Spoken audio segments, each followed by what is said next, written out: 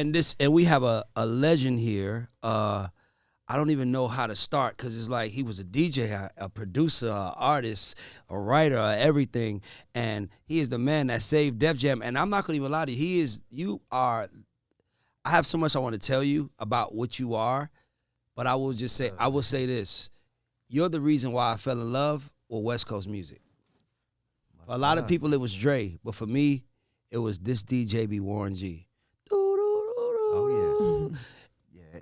Easy listening, bro. That shit was just fire. So I just want to tell you, man, we have, by the way, I'm sorry, I'm getting this show. We got Warren G, G-Funk era, Mr. Regulator in the building. Oh, yeah. West Coast welcome, legend. Welcome. Let's get it. Yes, Thank you for taking the time out and even sitting with us and welcome us into your studio. Amazing studio. Thank you. So like Ray said, you were like a huge, intricate part of building the West Coast sound and all that stuff. So earlier when we were talking, you said a little bit about listening to music and how listening to music, the music that your parents were listening to kind of influenced how you look at music and all that stuff. So tell me a little bit about that. I mean, just being a kid, just being around the family functions and them playing, music.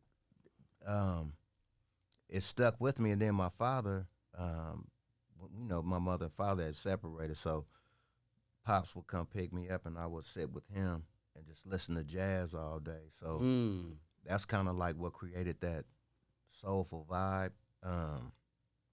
But as far as just anything else that comes from me was the music that I used to hear from them, like the Michael McDonald, I Keep Forgetting, which I did Regulate. I was like, damn, my parents used to bang this. If I did a rap over it, that would be off the chain.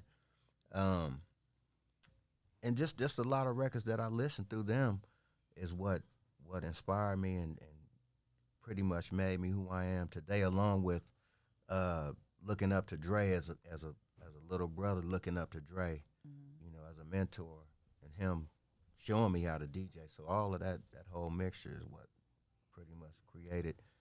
So how'd you transition from DJ to producer to artist? Tell us how we even got there. I always did it all. We had a crew called the Voltron crew, which is I mentioned in this DJ, I say the Voltron crew. That was me, Snoop, the twins. I was going to ask you about the twins. He was like, you don't believe me? Go ask the twins. Oh, yeah. Bro, I was going to ask you about the twins. Go ahead. Yes, indeed. They're my guys. And it was a bunch of us. We was kind of like,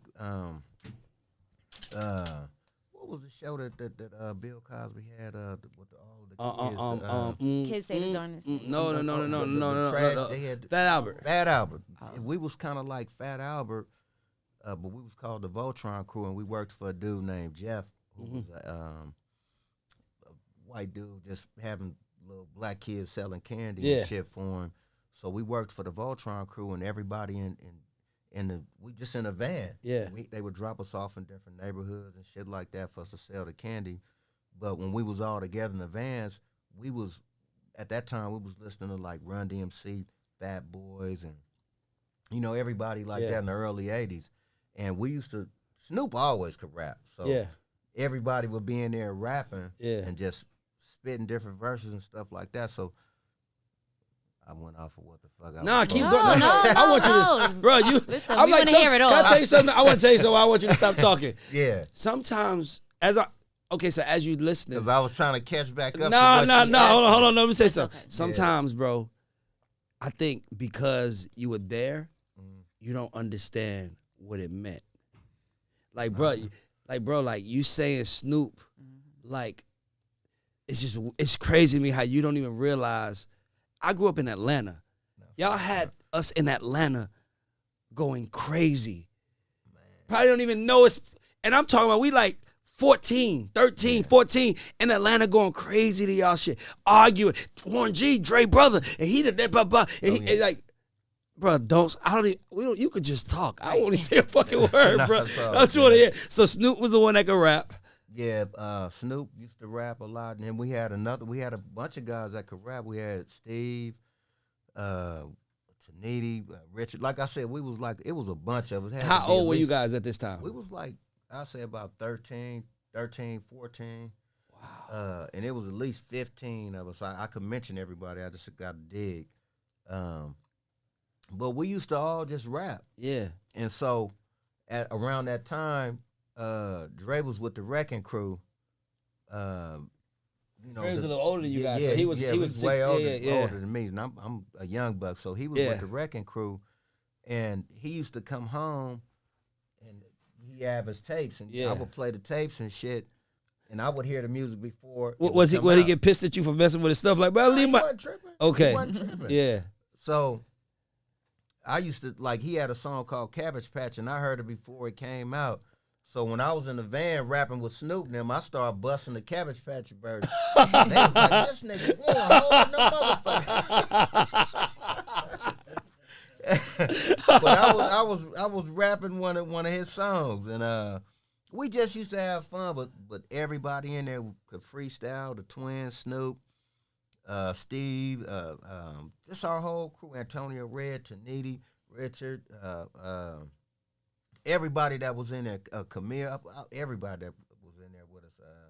We just had a really good time. So that's what kind of like that was straight just rapping. That's what brought on the rap part to me. Yeah. Plus listening to Jimmy Spicer, which Dre used to play back in the day in his mixtapes. Yeah. Like I said, Dre was a mentor, so I used to try to be like him. Yeah. As a kid. And he used to play Jimmy Spicer a lot, which was a song that you would know called Count Cool Out or Super Rhymes. Mm-hmm. You could look him up. Yeah. Dope. And he had a style where he went, I get down from New York. I get down, I get down all the way. I rock to the rhythm of the double R rockin'. This is what I say. And that style he had stuck with me. So I was like, damn, I love that shit. So when I was rapping and developing my own style, that just naturally came out because that's all I used to listen to was him and Super Rhymes and stuff like that, which came from Dre. And that was kind of like the rap side of what I was doing. And then once again, he showed me how to DJ too. Dre showed me how to DJ. So I fell in love with that at the same time. And the crazy thing, like I said, when I got older, I say around 16, 17, in high school, Snoop had always been rapping. Just, that's what it was. We played football together too. We played sports. So I'm trying to bottle everything you play? up. No, don't stop. No, don't stop. What position did you play? What position did he play? Snoop played quarterback, and I ain't gonna lie. I started off on the line, but hey, look, the linemen get paid the most money. Exactly, yeah. So I started off on the line, but I ended up. I went from line to running back to safety to corner. So it started changing. But we played football together, and Snoop was even rapping back then. We went to elementary school. Me, Snoop, and his brother Jerry, and. We went to CIS, and then Snoop had got transferred to another school because he was a good guy. Yeah. So he got to go to the school where they had swimming, and track and field, and all that stuff. So it was like okay, and we was still in gladiator school, and so he rapped he did a lot of rapping back then. I was following the footsteps of Dre, Snoop, everybody. We was all just rapping, and then, like I said, Dre taught me how to DJ. So when we got to high school, me and Snoop had been doing this shit. Period. Yeah, just fucking with each other. His older brother was my best friend, and then me and Snoop became best friends. And he tell me that shit every time I see him. Dirty Left, because I mentioned Dirty Left in the This DJ was Snoop Dogg's big brother, called him Dirty Left. Yeah. That's Dirty Left. He said every time he seemed like Snoop stole my best friend. He be pissing. He be. I was just about to ask. Like, how did that feel with you? I'm still your best friend. Nigga, ain't nothing changed. Yeah. You not fucking with me. Come fuck with your boy. Yeah, exactly. Shit, nigga, me and Snoop was rapping together. You got to pull up and do what we do. And and all of that just bottled up. There's so many ways I could go with it on how I started out as far as on the rap part. But as far as the production, once we got, connected with Dre, which, from me taking the demo tape to him. No, we got to get into it. We can't skip over that. Dog, how did that happen? How did that go? Because he was your big brother, so you don't want it. So it's like, did you take him a lot of things? No. Or was it like did you know that Snoop was the one? That's what because you his little brother, exactly. Family functions. Yeah. Shit, I was like, Dre, this is my homeboy Snoop. He hard. So you was trying to introduce him. Like, hear it. Exactly. Like, so it's like, damn. So I never did try to. I was like, I ain't gonna take him nothing because he ain't fucking with us. Yeah. I ain't gonna never give him none of our stuff because he ain't fucking with us. We done tried here. We done went up to the studio. Eazy-E pulled a gun out. What you mean? He put the gun out on y'all? Yeah. You can't just slide that in. We need to hear this story. We went up to the studio to give him the tape, And he was tripping, but he wasn't gonna shoot or nothing like that because I know him. He just wanted to let y'all little niggas don't be running up on. Yeah, exactly. With us. He wanted to teach y'all a lesson. Yeah, and so one day I hit Dre. It was just like, "What's up, man?" And he was like, "I'm at a bachelor party." He said, "Come through," because I hadn't talked to him in a long time. I was pretty much in the street. Yeah. Just like everybody else that always say they was hustling. We was hustling. Me and Snoop and our whole 61st Street crew, we was hustling. And so it was good for him to say, okay, come up. But we was doing our rap shit on the underground. We was hitting different clubs. And we had a mixtape out called Long Beach is a Motherfucker that we had dubbed on the underground, tape for tape. Yeah. And started pushing tapes everywhere. So that's what promotion was back then. And so we went up there. L.A. Dre, rest in peace, was like, "What's up, Juan?" And he used to always, he loved me. Yeah. And so we in there chilling. I seen Dre, we boom, hug everything. We having a good time. It's a lot of beautiful ladies. And the music was, they was running out of music. So I said, "Man, look, can you play this?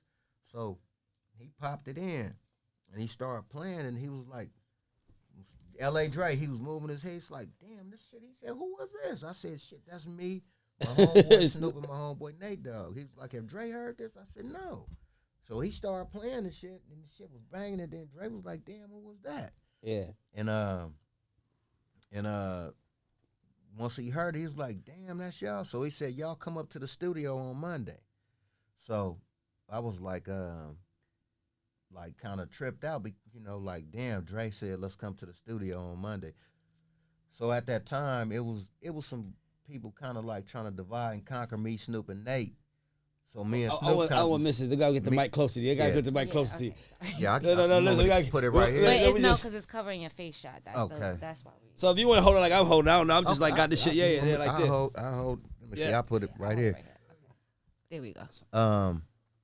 Damn, I forgot. No. You said you had the bachelor party. Yep. You said you put the music in. You said people was trying to play Divide and Conquer. Ray was not. Nah, hey, bro. So. You ready for me? No. We good. I'm just looking for water. I'm gonna let you go. It's all good. So, Dre heard it. He loved us. He was just like, "You guys come to the studio on Monday." So, at that time, like I said, it was a lot of divide and conquer with people we was dealing with before any of this, before we got connected with Dre. So people was taking Snoop to different studios here, and there, and kind of leaving me and Nate out. Yeah. So we was pissed off, and I was pissed off at Snoop. So I called him like, "Snoop, Dre want us to come up to the studio on Monday." So he was like, "Nigga, fuck you, nigga." Boom, hang the phone up. Just like the nigga that was on, what's the Wash? Yeah. Exactly. So I called him back like, "What's up, Snoop?" I said, "Hold on, man. Please don't hang the phone up." I said, "Let me call Dre on the three-way." So I called Dre. He answered the phone. I said, "Andre, Snoop don't believe that you want us to come to the studio on Monday." He said, "Yeah, I want you guys to come to the studio on Monday." He's like, "This ain't no Dr. Dre." I said, "Shit, this Dr. Dre." And after he caught on, he was like, "Oh, shit." So after we hung up, we linked up and was pumped up, was so happy. So Monday came. Me and Snoop, me, Snoop, and my homeboy Rump is who took us up there. Nate wasn't with us when we went up there. So we was in I forgot the Ford something, but every time you got to the light, you know how you put it in parking. Yeah. And then you hit the go. We did that all the way to Hollywood through every hood in L.A. And by this time, Dre is already Dre, legend. Yeah. Death Row is on. No, Death Row ain't even, this was NW after like the end of the NWA. So like, this was him trying to figure out what the next yeah, move was. Exactly. When he wasn't even with NWA no more. Yeah. He was just on his own. Yeah, he was trying to figure out the next move. So we came up there, chopped it up with Dre. We was having a good time chilling. So Dre threw a beat on. It had the Hold On sample and it boom, boom, boom, boom, boom, boom, boom, boom, boom, boom, boom, boom. And then he had the big payback. He had that shit in there. He had some of that shit. I was like, this motherfucker hard. Snoop did a song to it called Gangsta's Life. And after he did that song, from that day on, Dre was like, y'all need to come fuck with me. Yes. Y'all niggas get up out the hood. Yeah. Come stay with me. Yeah. So we moved up there with Dre. That was, oh my God, we was like, shit. Time of your life. Yeah, this was cool. A lot of beautiful women. The weed, we worked in the studio. Yeah. You know, everything. It was lovely. And but when we got up there, you know, it was just like, it was more of Dre and Snoop working. So I had to figure out what my role was gonna be. So I was like, Dre, can you show me how to produce? You know, I already knew how to DJ, but I was a DJ. Yeah. It's old footage with me DJing for Snoop and Dre. You was DJing in the G Thang video. Wasn't you like behind the turntables? I remember you was in the video. You was rolling up behind it, but it was like right next to the. I just remember you was rolling the joint in the video. Yeah. But we got footage of when we was in Santa Monica in the airplane hangars where I was the DJ. I used to DJ the whole show for Snoop and Dre. So we got up there. I asked Dre. I said, "Man, show me how to produce." So he showed me how to sample on the MPC 60.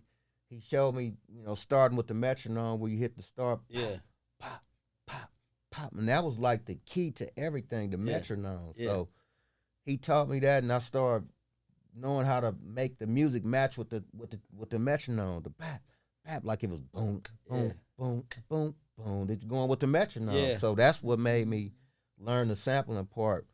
And then I used to watch when he would do live instruments. So a lot of that stuff he taught me, and then I just picked up the parts that felt good to me, and then I started creating my own production. But a lot of the records that we used to do, I would sample them, and I go to him like, Dre, what this sound like?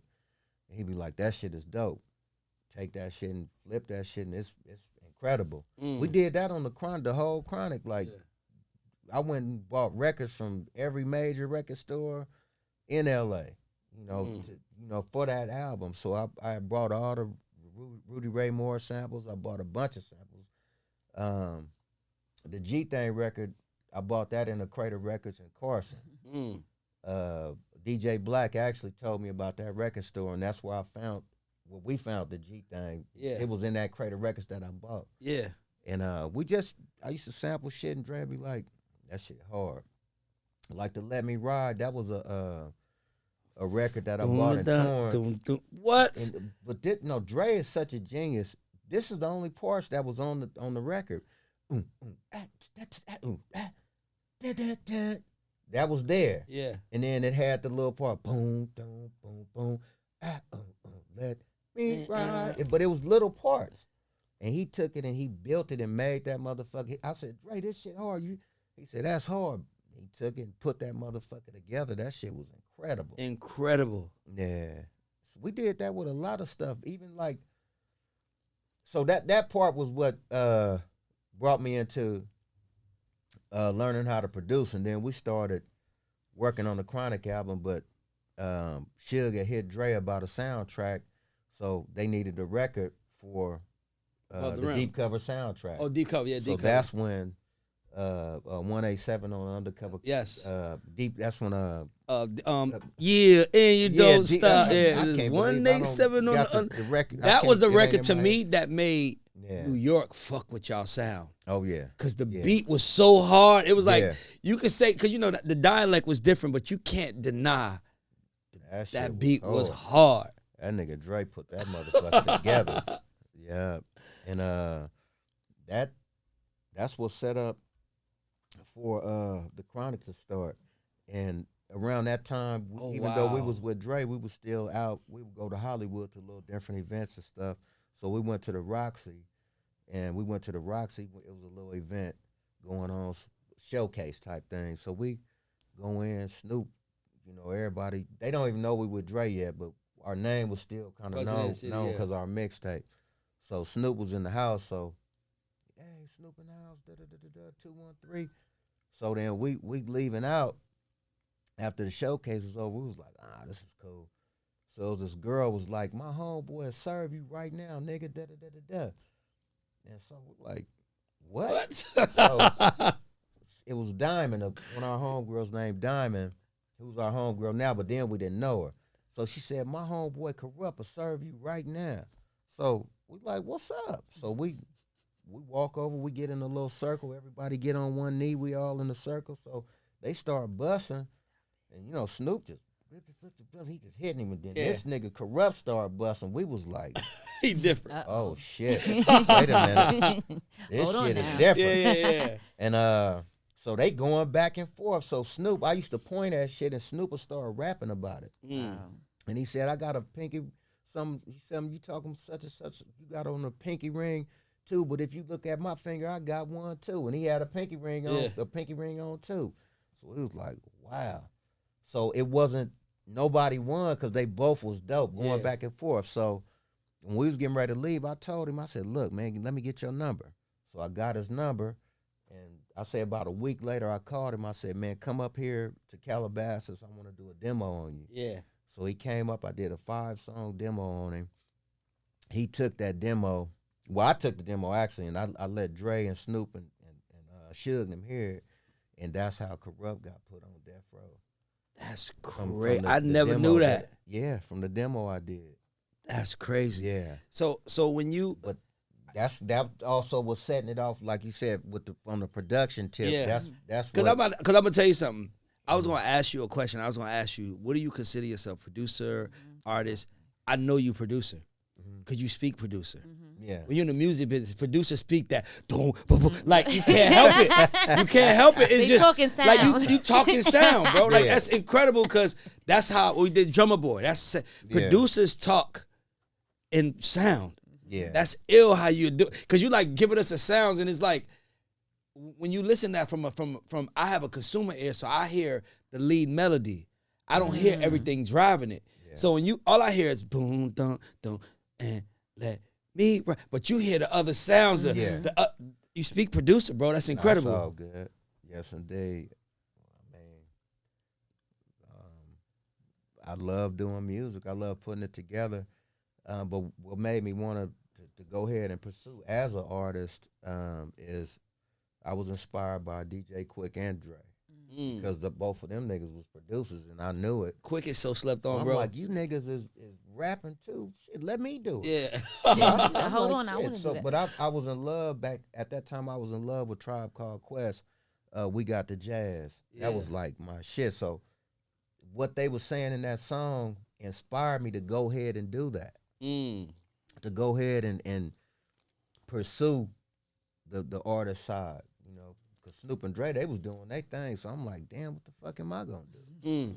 You know, I can't just sit here and be just a bum or some slouch. I gotta learn everything. Yeah. So, start rapping, start busting. Snoop helped me writing on, not the whole album like he said, but that's my dog. That's my best friend. Yeah. But he helped me. Actually, he helped me with This DJ. Yes. He helped me with This DJ, and Kurupt helped me with Do You See. And I had Snoop on the hook on This DJ. He was actually, it's kind of easy when you listen to it. That was Snoop. But that song is so fucking fire, bro. They wouldn't let me use it. Wow. Death Row wouldn't let me use it, so cause it was Snoop vocals, so you had yeah, to sing, I was on Def Jam. Yeah. And at that time, that's when all the bullshit was But I'm going about on. to ask you, how do you get from, how is your brother CEO of Death Row, That's what I was co-CEO of Death Row, and you end up at Def Jam? Because even as a youngster, I didn't understand that. Because you I didn't understand. He said, I'm still trying to figure it out. Still. How does that, because Def Jam was considered a East Coast label, Yeah. and how did you end up on, like, how does that happen? Well, it wasn't no lane for me over there at Death Row. And he pretty much was telling me, like, you just got to be your own man. So I was like, what does that mean? Yeah. Nigga, all I know is being with you, and you. What the fuck am I going to do? Yeah. So I was hurt, crushed. So I went and just started doing shit on my own, but I was still fucking with them. Because so I would come around. So at this time, Snoop is a star. Yeah. Dre obviously Dre has been a star, and you're kind of like the guy that put it together, the guy that's learning. You're almost like Dre's apprentice / Snoop's best friend. Yeah. And you're in the middle of it, and you're like, so do you have your music done? Are you saying I want to do music? Is it like I had music done, but then I had to leave and go create my own lane. so you and created my your own style. stuff over here? Over here. Wow. So So when you have it done, because I'm in the music business, and my brother, like my little brother, is an A&R. So Yes, indeed. I'm always like, I know that hard relationship of like, I'm your brother, and I want you to see me. Yeah. But damn, I still need to be seen if you ain't gonna see me. So what am I supposed to do? Yeah. I don't want to, and I don't want the work. And not even that. You're walking in rooms, and people are looking at you like, "What the hell are you doing here?" I mean, that's just how it was.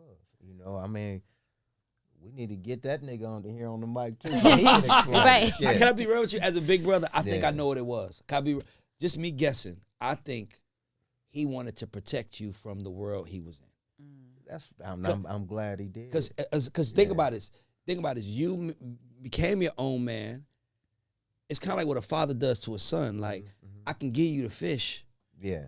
but I want you to fish for yourself because I know I'm going to handicap you 10 years. If I give you the fish today, I know I'm going to handicap you. Yeah. And if you learn it, you got it forever. Yeah. So I always feel like, because I'm a big brother, I go through this with my brother all the time. My mother's like, just give him a label deal. And I'm like, Ma, I need him. Yeah, I dig it, but I would love to be at those award ceremonies just to be there with you guys. Yeah, exactly. But Y'all, I get it. You guys are all I know. Exactly. Dre, Snoop, DOC, Yeah. Nate Dogg, RBX, Dash, Kurupt. Them is all the niggas I know. Them was my niggas. Rage, Jewel. Man, can I tell you something, bro? And it's like, damn, I want to be right there when it ain't. I ain't trying to get no spotlight with nothing. I just got to be with the people I grew with. I want to tell you something, bro. You're after hearing that, you're even more of a legend. You don't even understand because you had to be your own man, your own like I'm in the music business first, so I know how it is when your friends over there and you like, damn, like y'all my friends, so why wouldn't Bring I me be with with y'all? Yeah. So then you got to go do your own thing.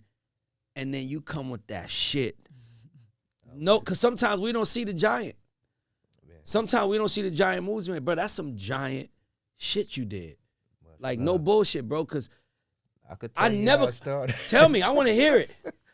I went to go visit. I went to see Dre and Snoop in the studio. They was working, and they was working on Snoop Dogg. You was in the room for that. Oh my God, that shit was banging. So that was supposed to be the single for Poetic Justice soundtrack.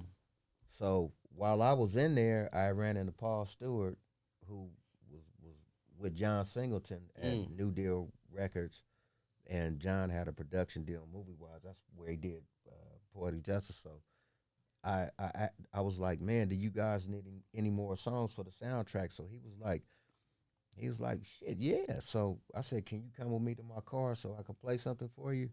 I had a Burgundy Regal back then. What year? I don't know what year that was. It was No, what year Regal was it? It was 80 something. I Bro, can't. It I got was an big. 88 Cutlass Supreme T-top. I'm a bro. I saw like Regal. Yeah, that was the I shit. had a cold Regal. Yeah, speakers in the back. With the beat in that. Oh, I had the beat. I heard you had to beat the. I know you had to speed camera Regal without the beat in the back. I had the beat in that motherfucker,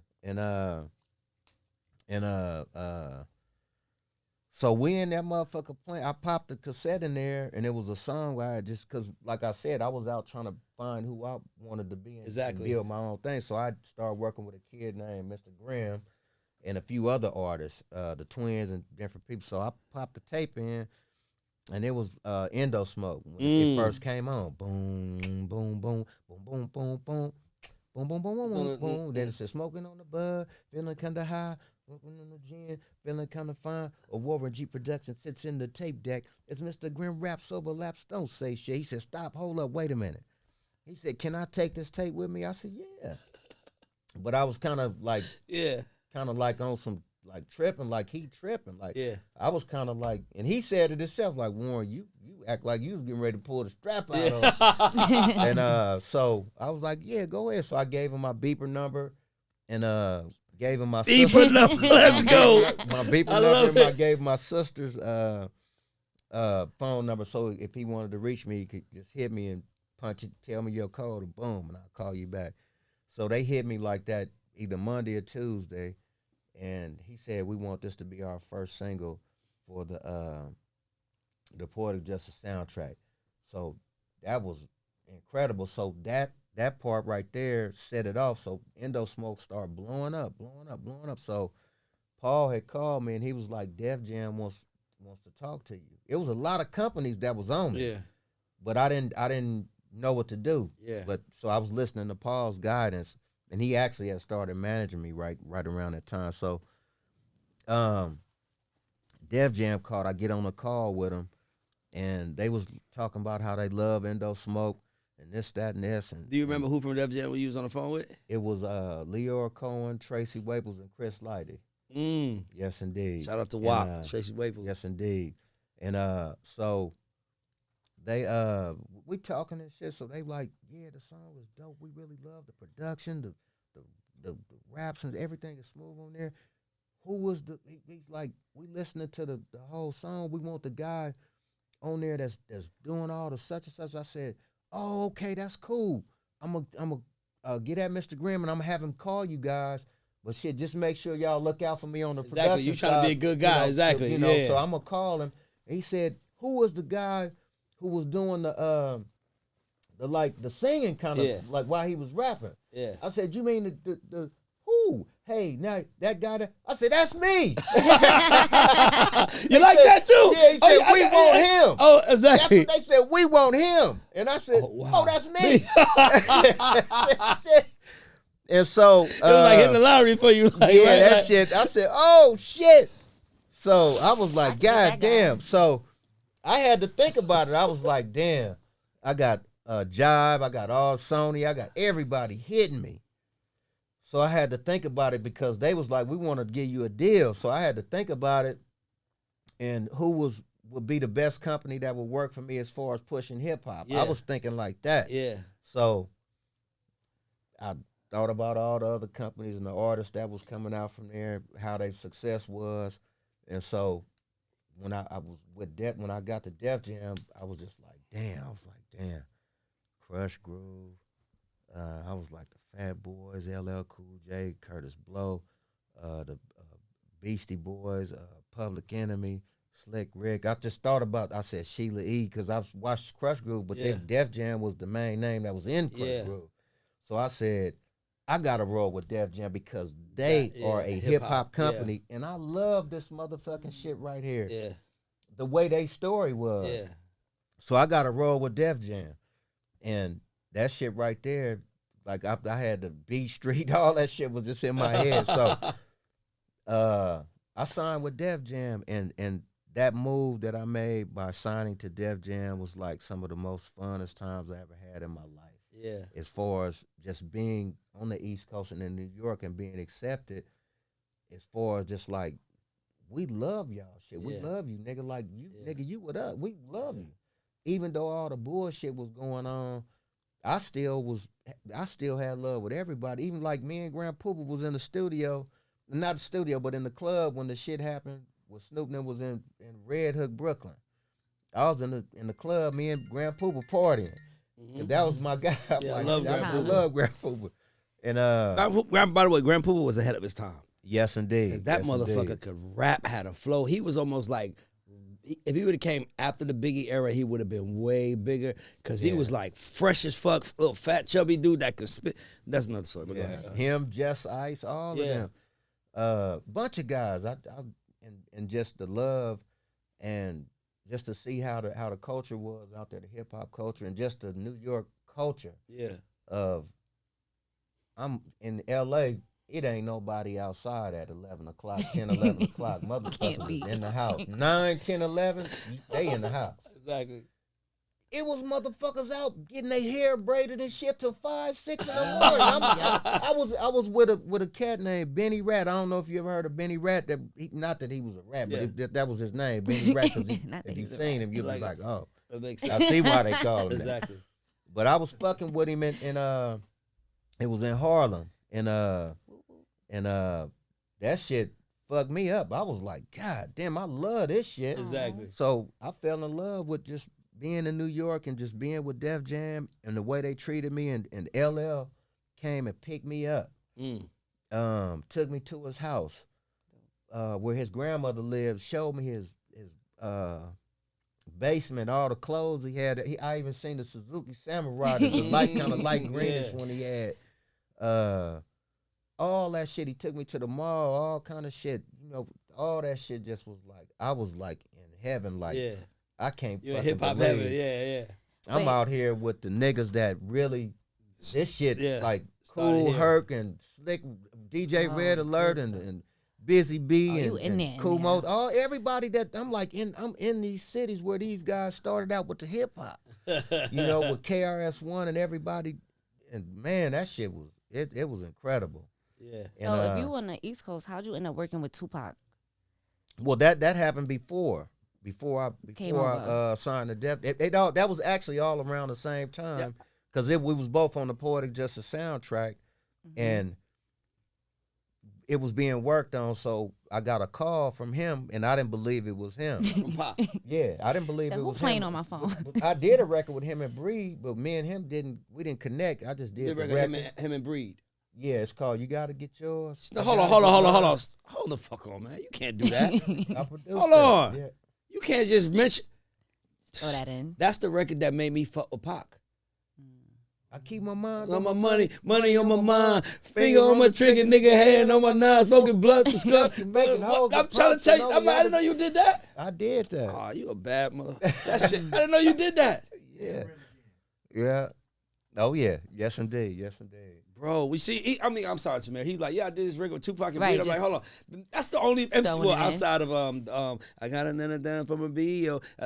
Outside of that record, the only other Breed record we know. And that's what really made us love Pac. Oh, Because he came like, yeah. shit, man, I ain't gonna lie, man. I want to fucking do that beat. You got That's to do that crazy. beat over, bro. Look, I did that record, and then,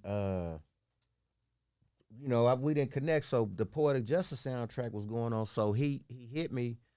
I didn't believe. I hung up, just same old shit. I'm tripping, hanging up the phone, so he called back like, nigga, this is Pac, nigga. I'm not, this is Pac. He's like, what you doing? I'm like, shit, just chilling. At that time, I didn't have a place to live, so I was sleeping on my sister's floor, had my drum machine and my crate of records, so he was like, nigga, I'm at Echo Sound. So I jumped in the Regal, grabbed my motherfucking MPC 60, which I still have. My crate of records that's in there that I still have.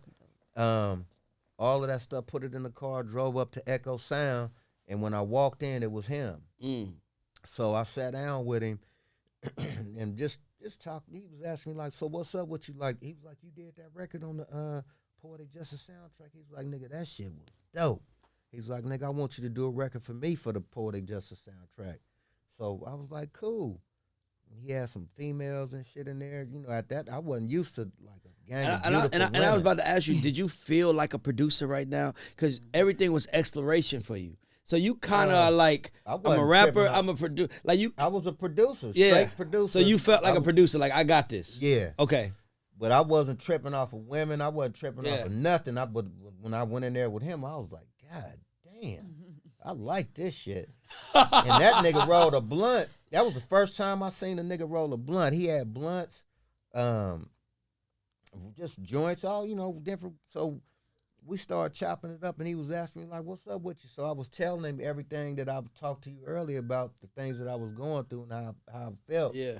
And the things I was crushed. So and shit that was happening in the neighborhood right even when I dropped Endo Smoke. Mm-hmm.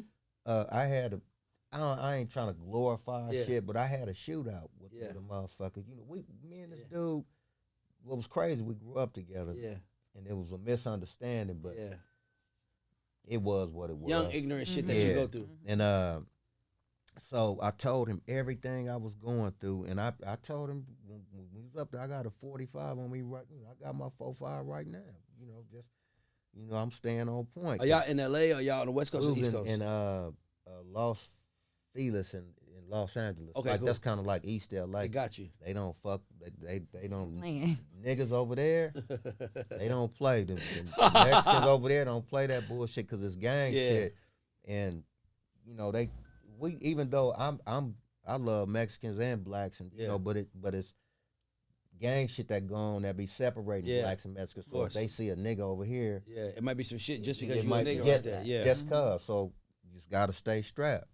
And so we talked about everything. So he said, you got some beats for me? So I pulled out my disc, put them in my MPC 60, started hitting different beats, and then I came across a sample that I had from Donald Byrd called Wind Parade. Mm-hmm. And I hit that motherfucker, said boom, boom, boom, boom, boom, boom, boom, boom, boom. And he said boom, boom, boom, boom, boom, boom, boom. He said, I want that one right there. So I took it, and then I put some, I took just a sample because that's all it was. So I put some drums under there. That was that. I forgot the name of the break record, but it was a break record with some drums. I threw them up under there, and he heard the record, so I put it together, put the drums on it, put everything on it. So he went in the booth. We recorded it on tape. He went in the booth. The nigga knocked that shit down. I swear to God, probably maybe 35 minutes. Knocked that shit down, and then he came out, and because I didn't hear him doing it. They had the speakers down, all that shit, and he was in the headphones. So when he played it loud, he came on. I played the cards I was given. Thank God I'm still living. And I ain't taking shit from no niggas. I'm just trying to get some money, Rod. Put some motherfucking food in my tummy, Rod. And I was like, God damn, this nigga saying the same. He's saying some of the shit I just told him about in the record, but he laid that shit out. Oh, what? So you mean to tell me he was taking? You was telling him the shit you was going through, and he put that shit in life and put it on the record. And he said, my definition of a thug nigga. He came. I said, oh my God. When he said that, and then he said, Warren, do you got something you could scratch in there or do a hook for me? And I said, okay. I said, it tis the season to be serving. Then I took that Richard Pryor. I said, what you doing? Then I brought in that Snoop. Mobbing like a motherfucker. I said, he was like, tis the season to be serving. What you doing? Mobbing like a motherfucker. But it was a song definition of a thug nigga. That's what opened up the doors for me and his relationship. And from that point on, we just started working and working and working. I just gotta say something for anybody listening. I feel like a lot of our people feel like a lot of people win because they're in the right place, right time, which that plays a big role in it. But there is an intent and a thought process that comes in this shit. Yeah. Where you're in the room with Tupac, he give you, and then he says, scratch something in. And you create a conversation from, like a Richard Pryor. Like, so it was like you literally took a Richard Pryor saying this and somebody saying this and somebody saying this. Yeah. Crazy. And I say that to say that this shit ain't no mistake. That the people that win. The motherfuckers is really good. Oh yeah. You know, because some people you be like even when I hear bro, Tupac top 5 rappers of all time for me. Tupac had his Me Against the World song got me through so much shit as a kid. Dog, when that mother, And it's like sometimes because of the way it came, it felt like it was nothing. Like, I mean, it felt like it was nothing to him. Cause you know, he's just saying, like, and he's like, but for us it meant so much. Yeah. Me being 14, I remember feeling like I nothing. felt the same way you feeling felt like even nothing. then. I was an artist. Yeah, so. you feeling like nothing, and you hear he Yeah. talking about, I got nothing to lose, just me against the world. Yeah. That shit. And in my block. Yeah. On my block, that was me. Dog, straight That's balling. my story. Straight Yeah, balling. yeah. But before the sunrise, first to hit the block. Oh, yeah, Like, yeah, bro, yeah. that shit meant so, and it was like, it was just pouring out of him.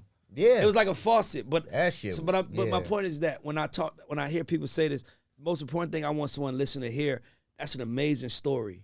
But y'all motherfuckers really knew what y'all was doing. And even if you even if you didn't know it was gonna work, you knew what you was trying to do. Yeah.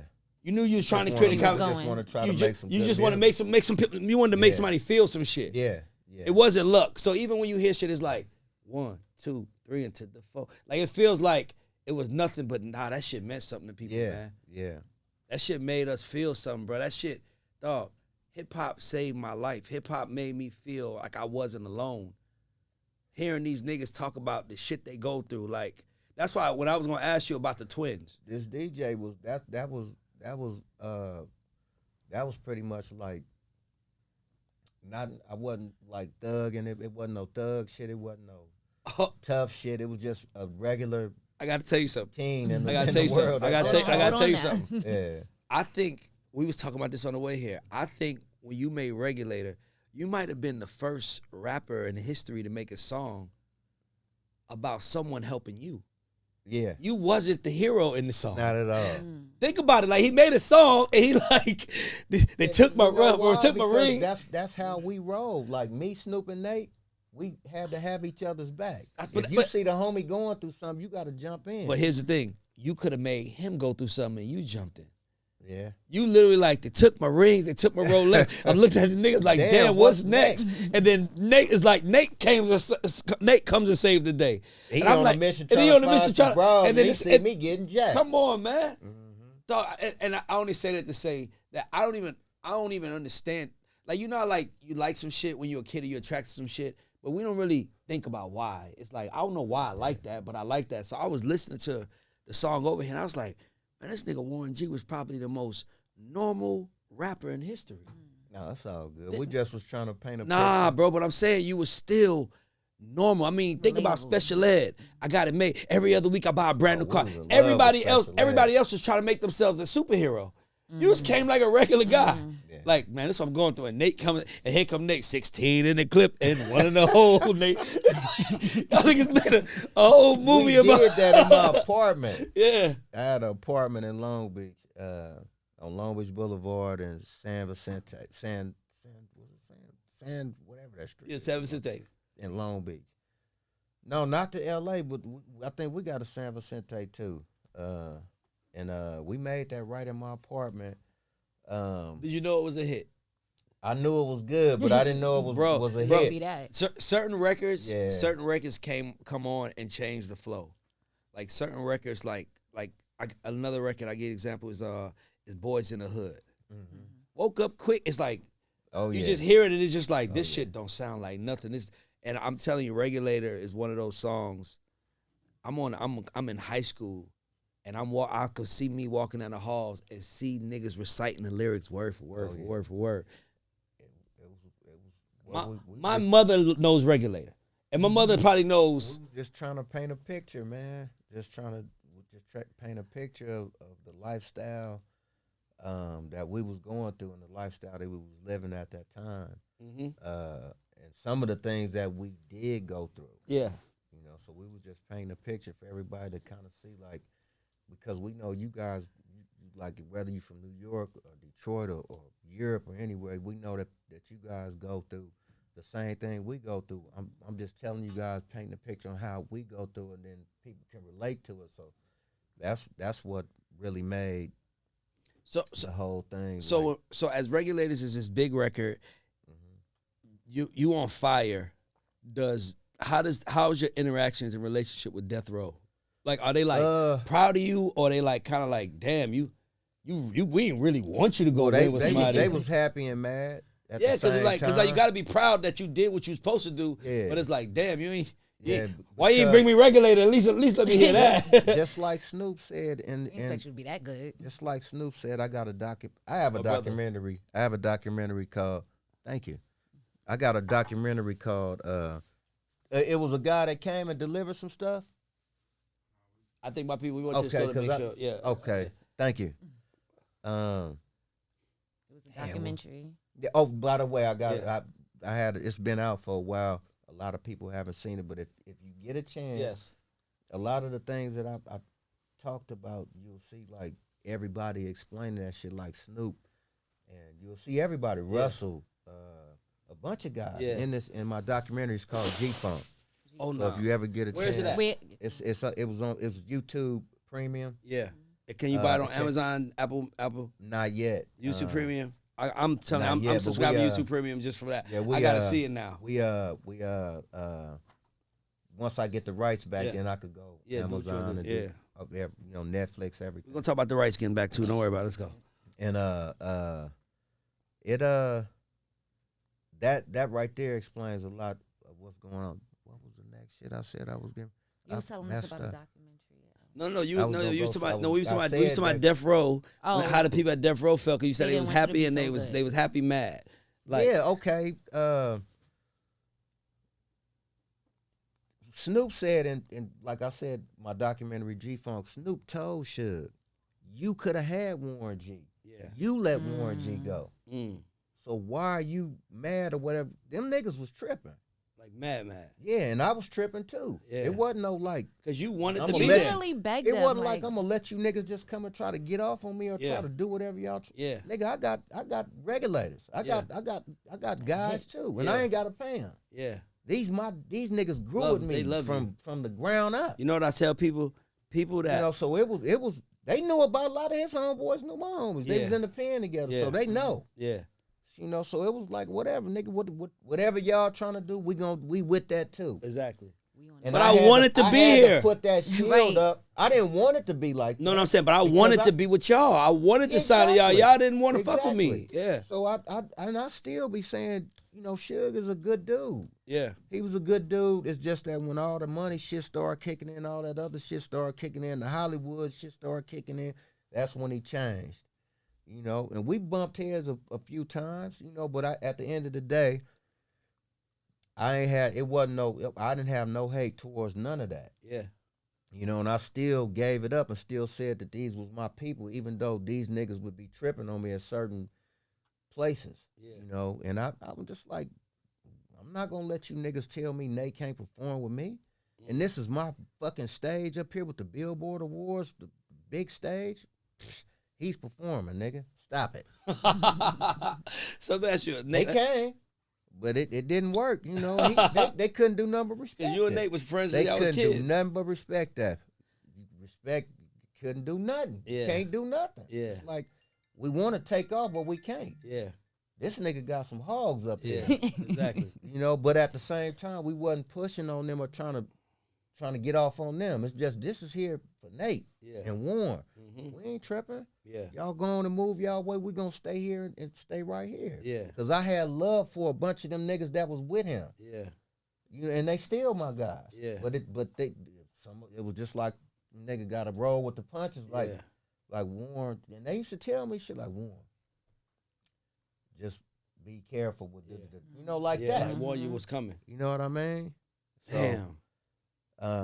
So Nate Dogg, what did y'all consider him? Because he wasn't an R&B singer. What it was like? Was it defined of the G Funk? Like, what was it? He was Nate. Nate was Nate. he just had a style to him, just a soulfulness to him, along with gangster shit that just was unmatched. Gangster. Yeah.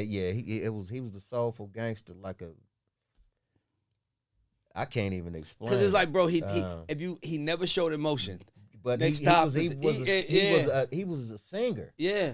But actually, Nate was a gospel singer. Oh, wow. Yeah. His mother, his sisters. His whole family sang. His brothers, everybody sang in the church, gospel. And that's what I be telling his son, like, you got to go to your grandmother and get that. Mm. And then add it with what you're doing already, because I like what you're doing, but add this to it too. Yeah.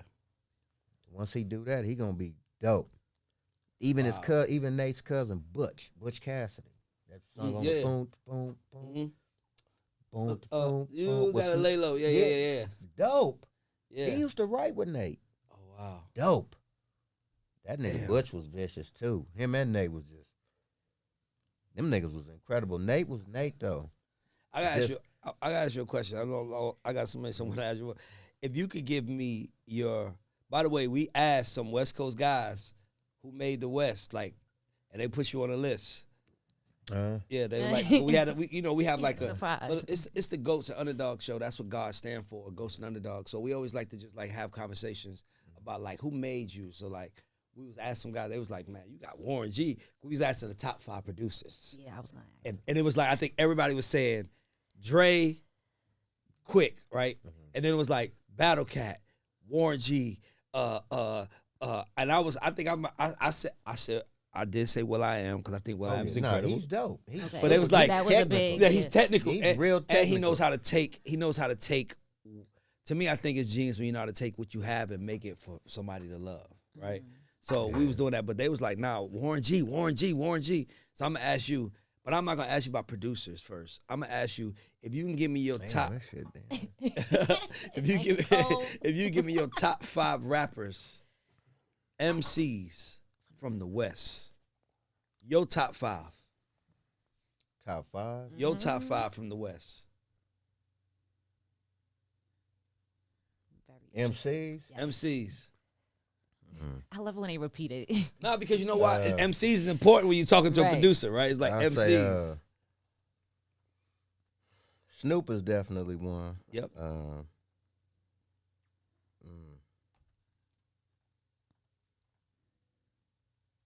Ice-T is one. Ice-T. Yeah. When they say some people be like the ISIS. The ISIS. Ice-T is one. So we got 2. Is Tupac, you guys consider him? Yeah, I consider Tupac. West. Tupac. So that's Snoop, Ice-T, Tupac. Damn,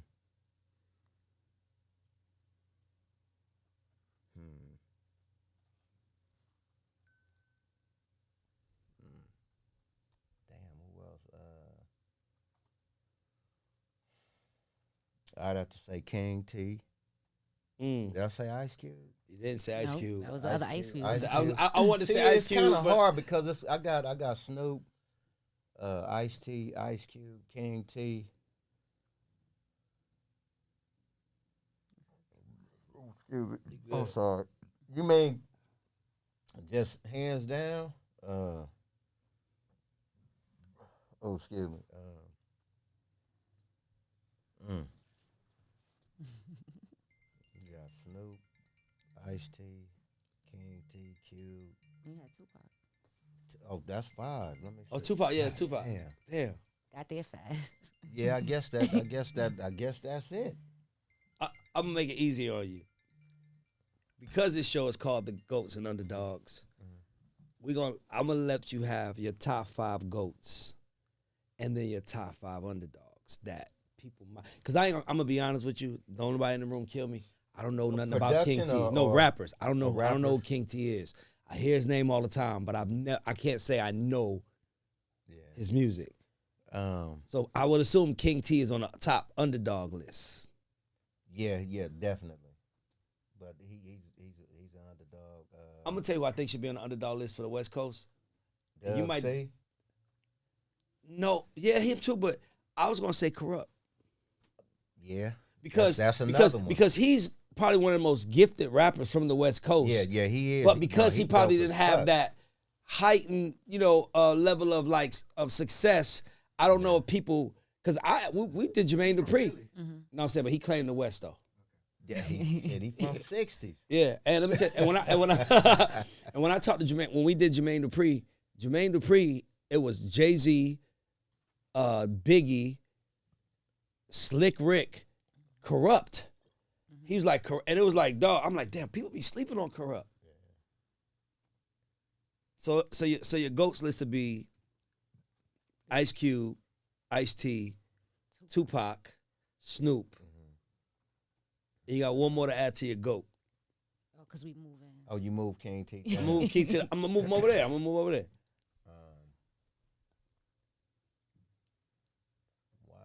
Let me see. I guess I'd have to put Quick there.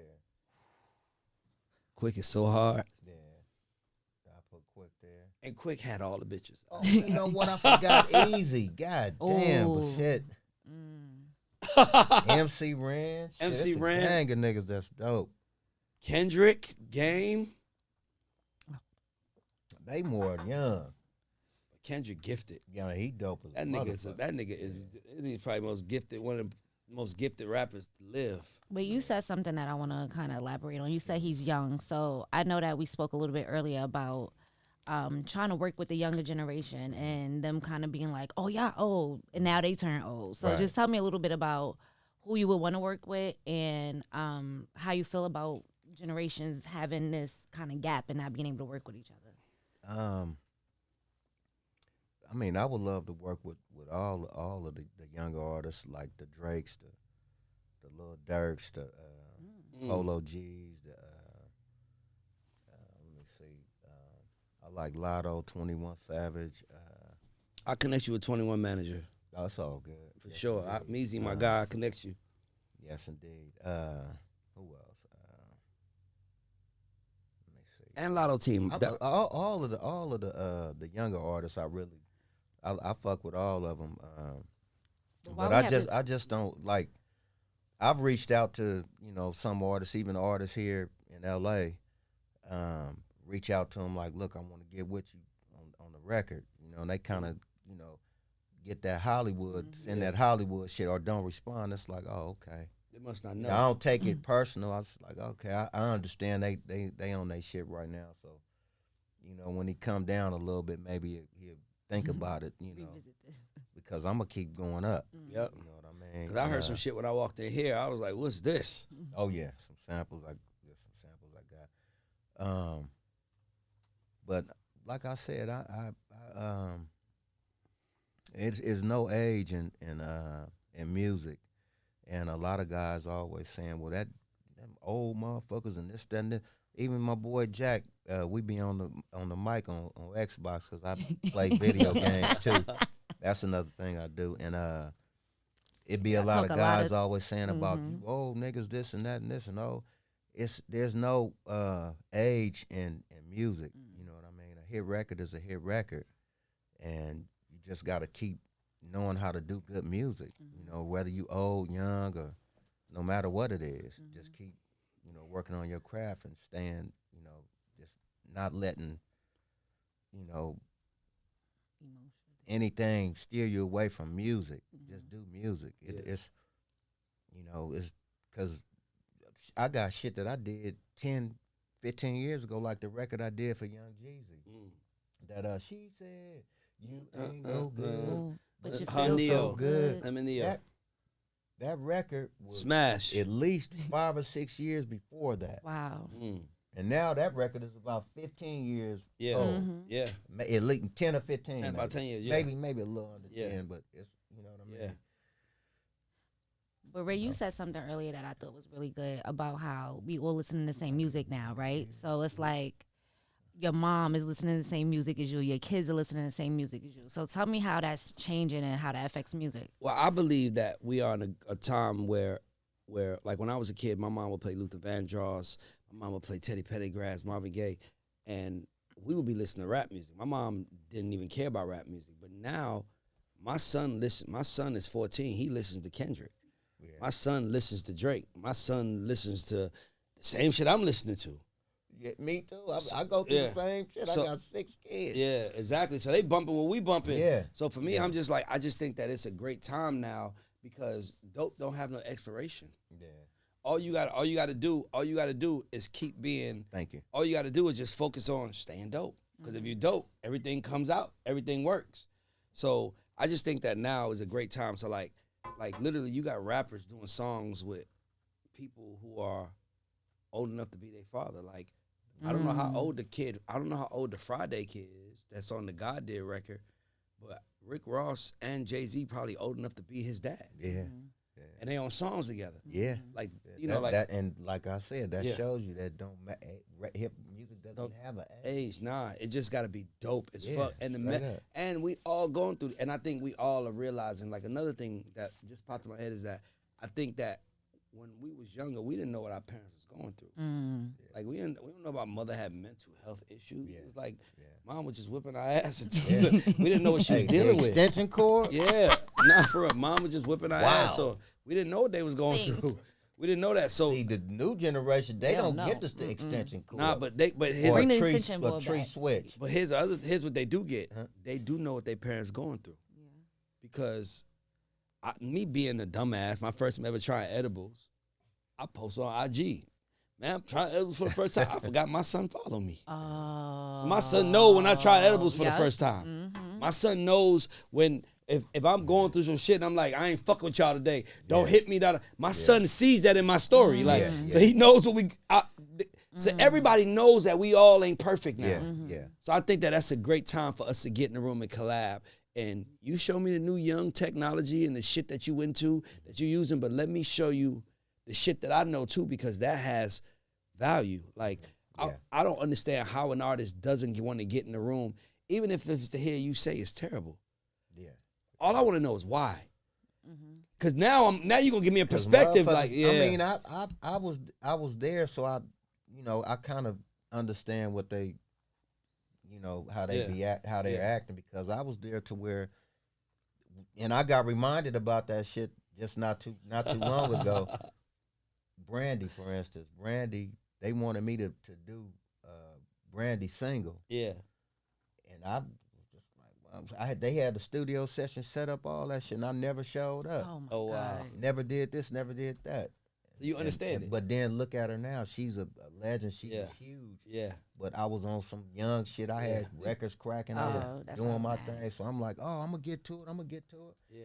And missed out on the opportunity that would still probably be paying me. And I'm gonna tell you something. I tell this to everybody. I'm gonna say this. Me and Don Vito was just talking about this. Just because the faucet is running, people don't think that it'll stop one day. Yeah. Because it stops on all of us at Yeah, one point. yes, And indeed. that doesn't mean it stops forever. Sometimes, sometimes it stops for 10 years. And then all of a sudden, your sound gets relevant again. And then all of a sudden, everybody wants it. What's my man name that was that did the record with Pharrell? Up all night to get some. We up all night to get lucky. The drum player from Chic. Nile Rodgers. Shit, Nile Rodgers is hot as he's ever been. He has he's part owner of one of the biggest companies out here buying catalogs with Merck. Like, bro, yeah, Nile Rodgers. But it was probably a 10-year period with people that hit him. And that's just a part of the journey, bro. Yeah. And I tell that to people, I'm like, you think that you're on a spaceship out of space. Nah, bro, you on a journey. Yeah. And that shit comes with peaks and valleys. Believe me, I And- know. I done been up, I done been down, up. Like, I'm telling you, just like in the game where you got bread and then the shit go down and you like, oh shit, this shit, I don't like this. Yeah. And you get back, all that. I done been through all of that shit. Yeah. Hard times, all of it, but once you go through all that and then you get that where you understand each level of it, shit gonna go cool, because you gonna know what to do and you gonna know how to take care of yourself and make sure that doesn't happen again. And your family eating, everybody eating. Yeah. What's something you wish you could have done differently in your career? Or something that you wish you knew when you started out that you know now? To not be so nice. Mm. To not be so nice, because me being nice helped a lot of people become 100 millionaires. Like, a lot of people like super. Give me an example.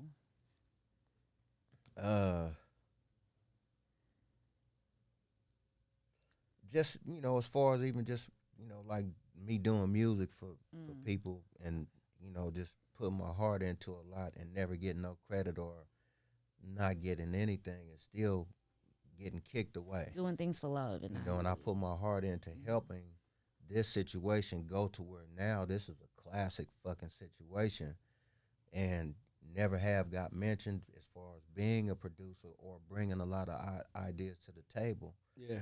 And I wasn't tripping off of no credit. You know, I was nice. I wasn't tripping. I just wanted to be down. And just let people know that I got something to contribute to this music game. Do you think that the desire to be down and that desire to contribute comes from your brother being who he was and you wanting to be seen? He said, yo, bro. I didn't tell you what the situation. No, I'm talking about that. No, I'm talking about something different. I'm saying, okay. I'm saying you being like, you having siblings, right? And when you're a younger sibling, and you have an older sibling that's a fucking legend, sometimes you want to just tell people, I got some of that legend shit in me too. And then when you do that, like you show up, because you kind of like, I don't want to be in the shadows. No, like, not I want to show y'all I could do this shit, but that desire made you forget or not even contribute, not even think about, hold on, I need to make sure I get paid for this shit. Because some people show up to prove themselves. Yeah. And some people show up to get paid. Yeah. You know what I'm saying? And usually it's the younger sibling that wants to prove himself outside of the older sibling. Or if you have a father who's like somebody, you want to just show, I get busy too. Yeah. And sometimes the other things get lost in the sauce. Yeah. That's what I was talking about. Yeah. Yeah. I mean, but other than that, just me being so nice, and they say that shit, period, as far as like just on the normal, just like us, like how we are right now. I just like to be cool and have fun. Yeah. I want to have fun. I don't want to. I can get ugly. You know, that part is easy. That's not the desire. But that's not how I roll. And niggas, a lot of these motherfuckers know out here on the West Coast, they said G-Dub get mad. Oh, nigga, it's you in trouble. Yeah. That nigga, because I don't like drama. Yeah. You know what I mean? I try to diffuse that shit no matter what it is. Yeah. I try to diffuse it. Yeah. You know? Nah. You been hearing me doing that shit on the game, Jack. Yeah. You can give some advice to some artists that's coming in the game, like 3 pieces of advice. Keep your publishing. Don't never sell your publishing.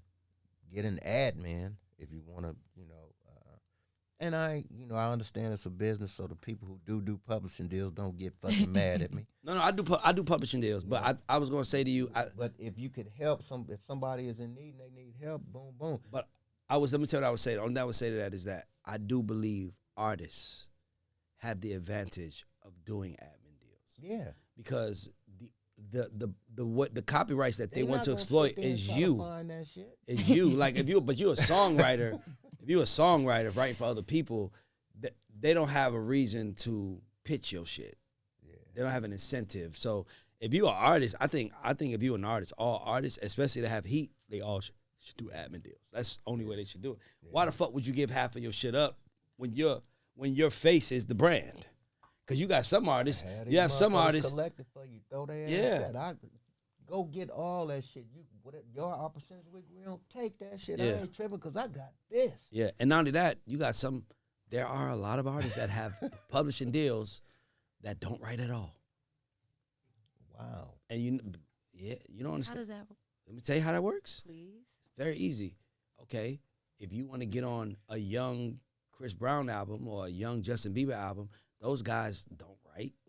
Justin Bieber wasn't writing when he was 14, but he was surrounded by sharks who understood the business, who was like, if you want to get on a Bieber album, you're going to give Bieber a percentage of your publishing. Yeah. And like, dog, you got people that if you write a song for Rihanna don't have to write a fucking word.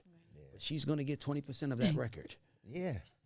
Yeah. To sing it. I mean, it's just the talent it's just part. the game. That's what I mean by the talent part. That's what I said. Talent has advantages. They're going like dog. They helping you get your bread, so don't do it. And why the fuck not? And then you gonna get your show money on top of that. Why the fuck I mean, not? They gonna get paid, but the artists gonna get their show money. The artists gonna have so much money coming in from so many places, and we're still getting a little bit of that. but here's why though. We made that happen for you, because you more I get paid, you gonna get but here's the reason why. Because if I'm Justin Bieber, I got 25,000 people sending me 25,000 songs each. Yeah. So, okay, Warren G, I'll sing yours, but I get 15% of everything I do. Yeah. And Warren G gonna be like, you fucking deserve it. You goddamn right. Take it. It's the game. So hey, take it. I'm gonna work with you. As long as we all happy and we all getting paid, let's move. Exactly. More advice. Give me some more advice. But you can't give up everything. Can I tell you something? No, I can tell you something. I can tell you one thing. I know Warren G. I'm a manager. I'm a manager first. That's that. Like this. This podcast stuff. This is 4 months. This is our 5th month trying this. But I'm a manager, and all you really needed was a shark. Yeah. Because let's be clear, and this is I love Dr. Dre, but Dr. Dre had Jimmy. Yeah. So that means still got him. Still got him. So that means whether I seen their ass on the couch with their legs. Come on. So that means that. Let me tell you. Why? I need to be sitting right there with exactly. y'all. But Jimmy was the shark. So let me tell you what that means. Yeah. That means when Dre walks away from NWA and has nothing, Jimmy is like, "Come over here. I got you and Suge." Not at the beginning. What happened? Correct me. I want to know this. Priority was on board first. Really? Yeah, Jimmy came after Priority. So, what did Priority put out? Did he do anything for Death Row? Priority, the Chronic damn near was out on Priority. Somehow the shit got flipped to where it got flipped over to Jimmy's a Interscope. shark. Jimmy's a shark. Jimmy's a shark. But yeah, but that's what I'm saying. Priority was the first. Oh yeah, the landing. You know. But look at it like this: Dre is with Suge, Death Row. Dre walks away from Death Row with nothing. He didn't walk away with nothing though. He walked into Jimmy. Yeah. Jimmy said, "Here's money to start a new one," and then the new one was Aftermath, and then the rest is history. And then even now, Dre hasn't dropped. We were just talking about this. Dre hasn't dropped the album in 23 years, but every year he had a budget. Yeah. You know why? Because Jimmy was the shark. And Jimmy was like, you know what? If you don't want to sell records, we're going to sell headphones. Yeah. We're going to sell something. Yeah. And if you had a shark, it'd be different. That's why I got Sniffing Griffin's BBQ sauces and Hello. Hello. Exactly. But and you're right. Because one of the worst things for me as a music executive or manager, someone is watching amazing talent end up in the wrong hands. Yeah. Because, let's be clear. Everybody, you can be great forever, but everybody has a peak. Stevie Wonder has a peak. Like, he's one of the greatest songwriters ever, but Stevie Wonder had a peak. And in your peak, you want to squeeze as much out for yourself as possible. Yeah. Rather than someone else squeezing what they got to squeeze out of it. And then you like, fuck, now I got to rebuild. And you got to just hope that you run into the right shark and they be like, nah, I'm going to swim for you. That's it. Because, you know, that's really what it is. Time for put your money where your mouth is. Yeah, that's Go what ahead. I was going to say. Okay, so we do want to play a game with you. So we're going to give you some options, okay? So it's going to be sign, drop, or develop. Now, if you don't want to answer it, we have a nonprofit called the Creative Academy, and we just ask that you donate $20 to it. Got you. No, this $20. Just a little something. But our whole thing is that nobody wants to do an interview and feel like they got robbed. Yeah, I'm just saying. Hold on. So it's not, no. If I lose, then hey, I got to pay. All right now. So it's not as easy as it sounds. Everybody I know always it. I already know. So what we really do is, we give you 3 names. If you don't want to answer, you got to donate to the kids. When you donate to the kids, we celebrate. So even if you don't answer, everybody wins. Okay. Everybody wins. So we like to start off a little, make it a little fun and start off a little light. I'm gonna give you a light one. See how this one works for you. Anderson .Paak, Childish Gambino, Bruno Mars. We are at Warren G Records. Right. Warren G is looking at all 3 of these acts, and you have 2 options. You have 3 options. One got to go home, one we're gonna put out now, and one we're gonna develop and put out next. And they're all at their peak of their careers. Bruno Mars, Who is it now? Bruno Mars, Anderson .Paak, and Childish Gambino.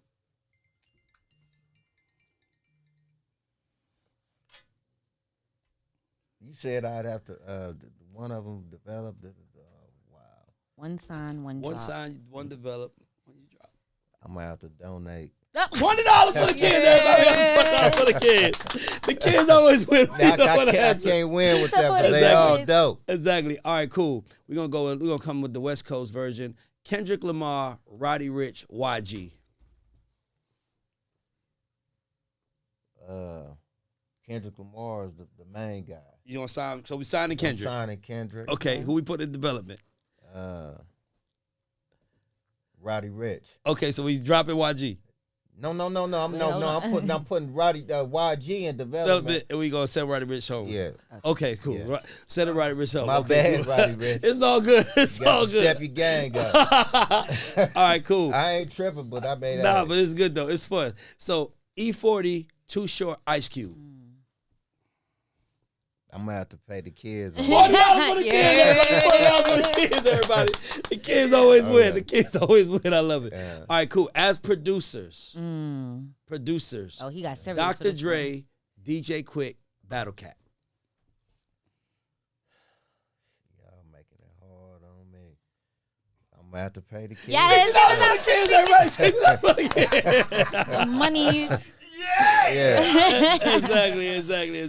Exactly. So I'm gonna hit you with a couple more just because I want to see. So if you had to say, I'm gonna give you an R&B. Would you want to try R&B? Mm-hmm. R&B is fun.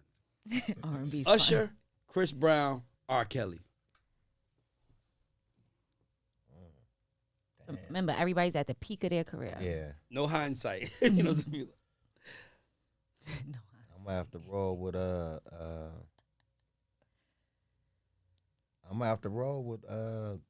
what was the name? Usher, Chris Brown, I'm gonna have R. to, Kelly. I'm gonna have to roll with Usher and R. Kelly.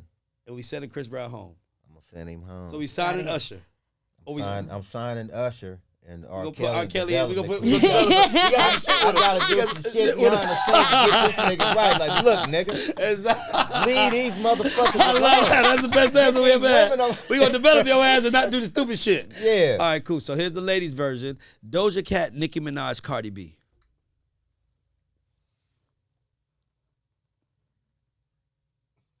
Let me see. Ooh, wait.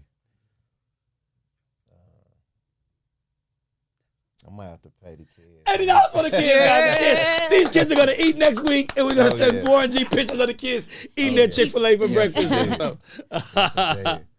All right, cool. Drum set. We got a couple more. I'm gonna give you a couple more rap ones, and then I got one that I'm gonna give you that I feel like is the hard one. I'm gonna give you 3 more rap ones and one last one. So we got 4 more. All right, here's another rap one. T.I., Ludacris, Lil Wayne. T.I., Ludacris, Lil Wayne. Oh wait. Y'all gotta make a. Let me see. Damn. T.I., Ludacris, Lil Wayne. T.I. is my nigga. Lil Wayne is my nigga too. These my guys.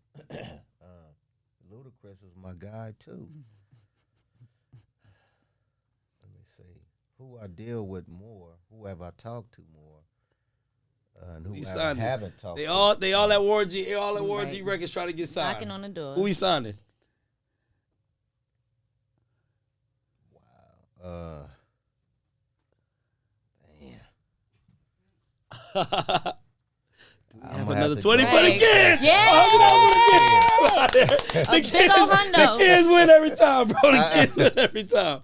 All right, Man. cool. 2 more, then we'll get to the last one. All right, cool. Nas, Eminem, Kendrick. No, I had Kendrick already. Yeah. I'm sorry. Let me see. I got this. Hold on, my bad. I look at everything. All right, cool. J. Cole, Travis Scott, Future.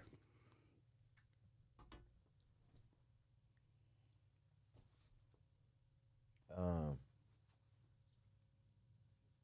gonna keep J. Cole. I was just about to say, you and J. Cole. First of all, you need to get in with J. Cole. If J. Cole is listening, your sound with the way he approached records, Yeah.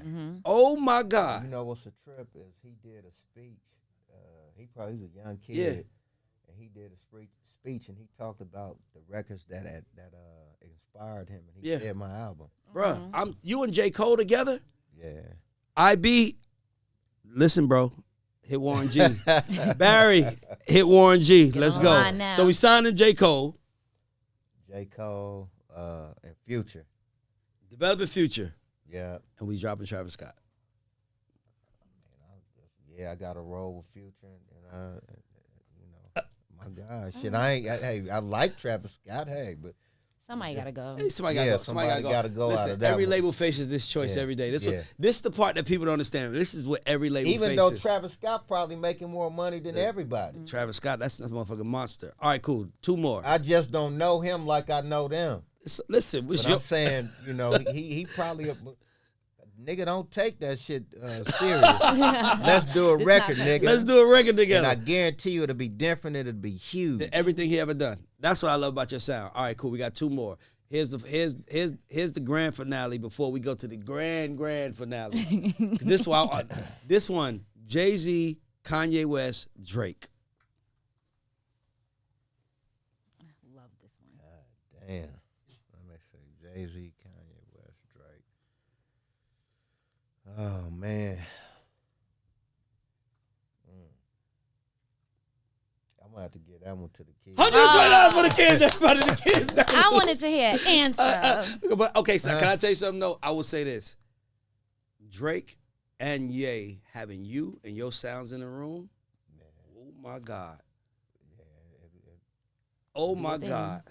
Fire. All right, cool. So this is my Jay-Z is my guy. We started out together on Def Jam. I remember when we bumped heads in the office. Oh wow. First head bump, not bumped heads as far as like ran into each other. Yeah, just like on some first seeing each other, like, what's up, man? What's happening? Like, yeah, we was like, what's up, man? It's all good. Boom. You know, it was all love. So here's my cousin. You know DJ Funky? Yeah. That's my Funky was trying to come out here. He here. calling me right now. That's our boy. I can't answer it right now, Funky, but we he hit me right now. Yeah, that's my folks, my cousin. He wants to do dance, so he wants us to get with dance. Okay. Yeah. Okay. All right, cool. So here's the last one that I wanted. This is the one that I wanted for you. Okay, let's go. Dr. Dre's NWA era, Dr. Dre's Death Row era, or Dr. Dre's Aftermath era. Which era are you signing? Which era are you dropping? Which era are you developing? What was the first one? NWA Dr. Dre era, Death Row Dr. Dre era, Aftermath. It's the last one.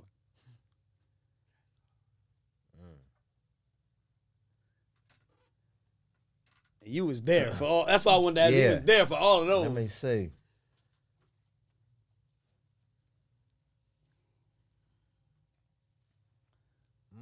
That is serious right there. Let me see. Oh my God. Let me see. You know what? I'm gonna have to. No, wait a minute. No, I got no, he got to answer for He was us. there for these. I got to roll with the person NWA area. That's me. So NWA, because I was a young buck trying to come around them niggas. So that one is well. Wait a minute. That one. Yeah, that's signing. So we signed the NWA era. Yeah, and then I'm gonna have to take the I'm gonna have to roll with the Death Row era after that. So we developing Death Row. And we get the Death Row shit together. We don't need the Aftermath era. Let me get the. Wait a minute. Hold on. Let me think about it again. You know what?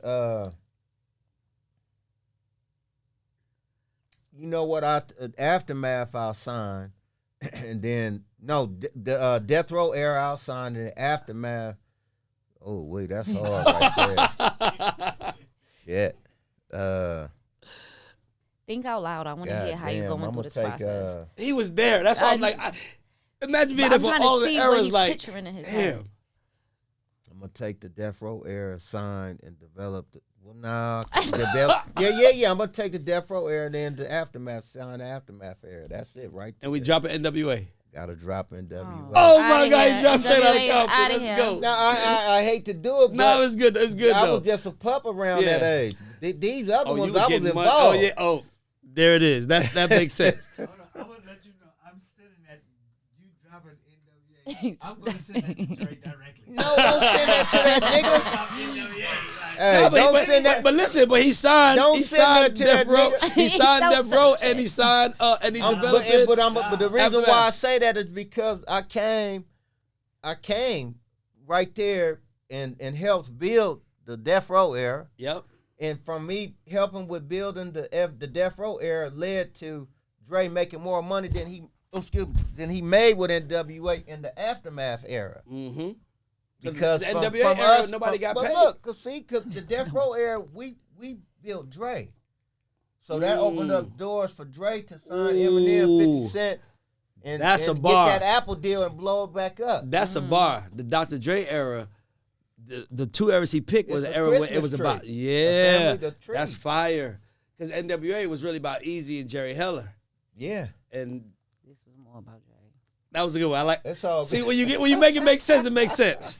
So, before we get the credit check, I want to just talk to you a little bit about, like, how do you feel about, okay, I have an issue with the music business. I have an issue, somebody being in it, where I feel like after a certain amount of time, artists, especially legacy artists that have kept lights on for years, should be gifted their masters. Yeah, I think that well, in my situation, I think I deserve the building. You saved Def Jam. They all went on record and say a guy from the West Coast saved this label. And I feel like for Def Jam to be around for as many years they are, me and mind you, one of my close friends, Tunji's the CEO, but I feel like at some point in time, if you want to pay, because hip hop is what built this shit. Yeah. But hip hop built all of this shit, and at some point in time, we gotta repay our legends, and that means giving them their shit back. Now, I don't want to say giving, I want to say gifting, because gifting is saying thank you. Yeah. Giving them is charity. No, gift it to them. Yo, thank you, bro, for what you do. And I just feel like I just wanted to get your take on that because, like, first of all, we in your studio. It's a nice-ass studio. Shit is great. But I feel like you should be able to exploit your name, your likeness, your copyright, your masters the way you want to. And even if they want to take a admin fee, because that's cool. Yeah, I'm not saying that they got to, but even if they take an admin fee, but I feel like they have to. Yeah. For people like yourself. Well, I really feel like that's should be given back to me because it's been. I mean, I risked. I can't even pronounce it. I risked a lot of shit in this industry because of them. Your life. You know, motherfuckers tried to kill me. Yes. Anywhere I went, you know, it was like I had to deal with people asking me to sign them all the time or getting pissed off. I had to deal with a lot of shit dealing with the company and at the same time giving the company my blood, sweat, and tears to help grow us together. Yeah, and they've leveraged what you given them, and they've grown it to a conglomerate. It's $1 billion company. Yeah, is that way more than that? My shit is crumbs. Exactly. That's and crumbs giving me my shit back. And you probably made them over $100 million from your music. Way over that. To date, that was way back then, $100 million. So wow. I can imagine what it is now. Just in the continuation. And I'm just asking for what I did and for not asking. I'm just saying the things that I did as far as helping everybody that was associated with that company. They're 100 millionaires. Yeah. Kevin Lyles. Yeah. Leora Cohen. Yeah. Russell Simmons. Mike Kaiser. Yep. Julie Greenwald. Yep. These are all people. These are my people. Yeah. They all in position. Yeah. And they can make one phone call. At major companies. Yeah. Never did complain about nothing with none of these motherfuckers. When Kevin was gonna get fired, I told them motherfuckers, y'all fire that nigga, y'all drop me. That's important. Wes Johnson was my nigga. He used to tell me a lot of shit. You know, but I never. But it's like, I'm like, damn, all the things that I went through. Russell is my guy. You know, all the things I went through, just dealing with all this shit, this music shit. Period. I deserve that shit because I put a lot of blood, sweat, and tears in this shit. it's been a lot of kids put through college. Yes. It's a lot of houses been bought. Yes. A lot of Yes. Bentleys. A A and lot of everything. bonuses paid out. Let me Let you give that. I feel like have give that to over here to give for to your my- kids. For my family, you know, my family and everybody to live off of. Nah, that's and real, enjoy. bro. 'Cause Yeah. you guys been enjoying that shit for 28 years, 27, 28 years. When we talk off, know what I mean? when we get off this, I actually know how to get your master back. I'll tell you when we get off this.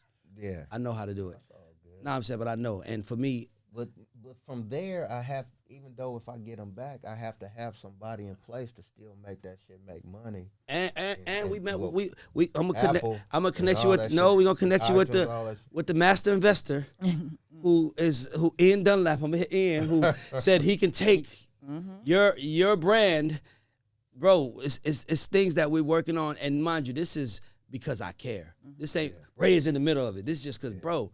Hey man, Very I know what big. hip hop did for my family. Yeah. And for me, it's like, and I also, let me take it further. I know what hip hop did for my life, and you're one of the contributors to that. You're one of the people whose songs I heard that made me fall in love with this shit, that made me want to be anywhere around this shit. So the least we could do is take care of our legends. Oh, yeah. And you are a fucking legend, my brother. Much love. You are a Thank legend. Walker, you need to get that shit tattooed on your legend. We need to get the Will Smith book, that Will Smith movie, I Am Legend, and put your face on it, bro. You are a legend, bro. What I just be warm, man. I ain't like I even tell my kids, I said, shit, I still feel like I'm y'all age Yeah, as far as the way I feel. yeah. And I just be myself. I heard Oprah say, be the person who you are on the camera the way you are off the camera. And that shit stuck with me. That's all you got, bro. If you see, I don't want you. Anybody who knows this, everybody run it to me in public. I'm the same person. What's up, bro? How you doing? Yeah. It's love, cause I'm thankful. I'm grateful that I'm here. Yeah. I could be working at Delta right now, making $23 an hour. Yeah. Fucking outside, and I'm here, bro. I'm Yeah. blessed, bro. Yeah. I can't. Everything I play with from this point forward is house money, Yeah. and I appreciate I it. done been through, just being blessed to, like you said, man. Well, I could tell y'all some cold shit, but I can't. We talk off camera. Right. Hold on, 'Cause I wanna hear the hold on. story Don real quick. Vito says we call that the Patreon, the premium information, as Don Vito would say. But but it's all good. no, man. we gonna- But now we got to do something No, very my important. thing is like this. I love everybody in hip hop. Like, I love all the artists in hip hop. I may have bumped heads with a few people here and there. that's life. Anytime you They out. thought I probably was tripping, but I wasn't. Mm-hmm. But I love all these motherfuckers in this shit, and I think that we should build like how the NFL has the NFLPA, Yeah. and that they have the NFL organization that works with the players, do shit with the players. We need to develop that type of shit in music. Yeah. I ain't gonna lie, cause So it could be some type of intervention with some of these niggas, cause some of that shit. Okay, I understand you going the motherfuckers that's I don't want to mention no names, that the things that they going through, but the killing shit that these niggas is talking about and being in these cases and murder cases and talking about how many bodies they got and this, that, and this. I understand that. Paint the picture of the things that you went through before all that thug shit. So people can understand that. How you ended up Instead of you being a killer, because when you kill somebody, you got to deal with the shit. You got to deal with the mental part. You got to deal with all of that shit. That you got to deal with that shit for sure. And then, if you can continue to keep doing that shit, then you just crazy. Yeah. But just a lunatic. But motherfuckers don't. It's just they just gotta. I just hear ops all day. Yeah, I say take Ops and responsibility. this, that, this, and then the ladies on there talking about how good they pussy is. Yeah. Am I wrong for that? That's on the radio. No, can I be real with you? Huh? Everybody's tired of it. Mm-hmm. I don't know nobody. Man, I haven't shit. met one person that was like, I need another song to brag about how Man. good my pussy Right. is. I think everybody's tired of it, and I also think that it's because we got to open the door and allow more. But we just need a little bit more balance and a little bit more responsibility. And I think if we took more responsibility, that if morals too, like, if they don't yeah. get that shit in there, and with these newer generations, that shit gonna get crazy. They gonna be having little bitty ass kids twerking and shit, doing all that shit, which they doing now. Yeah. You Oh, know, no, I I'm ain't like, with that God shit. damn, ladies, get this shit together. Lauryn Hill, get back in the Please. mix. Somebody man. go out here and say stop. But you Now, know what? that right there, now, GOAT shit, Yeah, Lauryn Hill, yeah, who would like a bucket list to work with, yeah. that's one. That's one. We need to create the next one. I'm telling you, her. Yeah. Her voice fucked me up. Yeah. You know, and I told her that. I said, look, because we was on tour together in overseas. And I told her, I said, I love you. I walked up to her, I said, I love you. And I said, I don't mean that shit like I want to have sex with you or none of that. I said, I'm in love with your music, your vibe, everything about you. I'm in love with that shit. That song you fucking did, that shit, that Killing Me Softly, that shit took me to some shit. Yeah. And I was an artist already. Like, I was like, wow. That's, you know what else got me kind of like that right now is that SZA, I just killed my ex. Yes. That shit is dope as a motherfucker. Raw. Whoever was idea was that. It was honesty. That was dope. It came from honesty. Painting a picture, but it's not like I'm really like. But like, you feel that though. we could, like, I hate mad that. at I this hate this motherfucker motherfucker. right now. I hate that bitch, and I want her to die. I wish somebody like you felt that before. Everybody's felt. But that's why it works though. But you don't mean it. Yeah. But it feels good just to say say that shit. Like what Kanye West said, if my manager insults me again, I will be assaulting him. Like after I fuck the manager up, then I'm gonna catch the register her up. Like he was just like that shit was in his head. I'm gonna kill your ass and rob this place. I'm so tired of your ass fucking with me. Leave me alone, man. I'm stressed the fuck out. Yes, indeed. So Tamira, we got the last thing we do before we close out. We do this thing we call credit check. And credit check is basically, you know, a lot of people say, let's give people flowers. Give them his flowers. And it's like, man, fuck flowers. I can't do nothing with those. And you do know that. Give me my shoot me my credit. Give me credit for what I did. Because if you give me credit, I could leverage credit.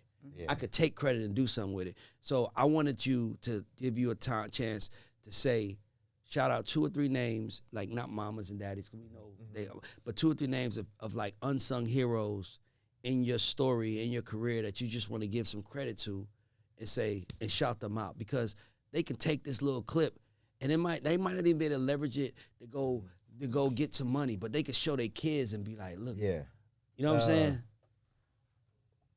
Can I say, well, one of them is Above the Law, the group. Okay. They took me in when nobody wouldn't give a shout out to Above the Law. Nobody would fuck with me. That's, and Layla, rest in peace. He died. Yeah. I got to go to his funeral on the 7th. Oh wow. You know,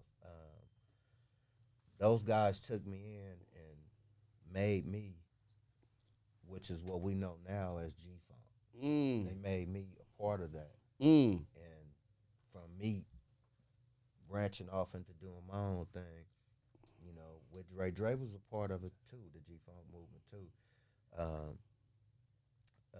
What they did was they instilled that shit into me, and made me a part of that. And I took it once I started moving and blowing up and doing my thing. I made that name a part of the sound. I could have said Warren G sound or Warren G this. I said that's that G Funk. Yeah. And that's what I had. The feeling, you know, that stuff came, not the feeling, but the name came from those guys, and those are some of the guys that I credit for giving me a chance when nobody didn't give me a chance. I gotta say, Chris Lighty. Rest in peace, Chris Lighty. Chris Lighty, because he believed in me. You know, at first everybody didn't really believe in me. Like when we first dropped the album, and you know, it wasn't doing a lot. For like you know how everybody was getting the big first, second weeks and first. So mine did okay. It did So they start kind of questioning it. And then by about the 3rd or 4th week, that motherfucker started going bananas. Then it changed the game. But Chris always rolled with me, and he I could call him like for anything. Pretty much him and Russell, I could call him like, nigga, I need some money. Yeah. I ain't got this, I got that. And they send it fast. Exactly. Damn, who else could I say? Shit, this is hard. I wish I could put a bunch of people in 3 different